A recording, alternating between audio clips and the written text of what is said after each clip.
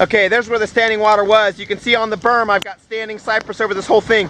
That's actually better to see during the daytime. The water flows off, gets caught in another berm, starting right there, gets pulled around, pulled around, pulled around, dropped into that pond, which you can sort of see over there, and it's not even complete. Right now that's my soil mixing area.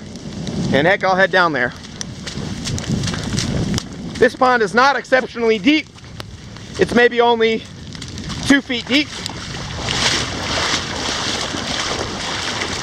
See, up to my knees, or no, halfway up to my knees.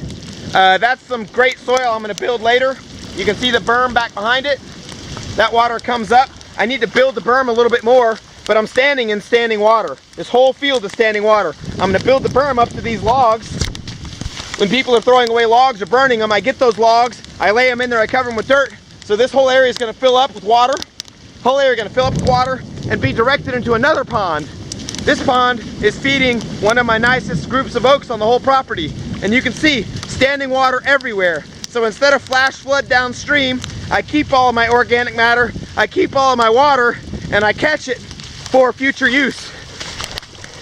And thank you for bearing with me. I'm kind of excited. I haven't seen my system work, and it's still not 100% complete, but it's working. So I know that my infrastructure was correct. I know I laid it out correctly, and I know it works. I've seen it work over and over again, but I haven't seen the whole system work. I do want to see one other thing here before I close out this video. If you look on my side of the road, no water flowing. Look on the neighbor's side of the road, lots of water flowing, and I've even done some work on the neighbor's side too. So water and no water, because I'm keeping that flood. That flood's just going right down into Red Bluff Creek. Red Bluff Creek is already flowing, flash floating. The sheriffs and the highway patrol are stopping people from crossing the low water crossings. We're losing a tremendous amount of water, or we can do what I'm doing.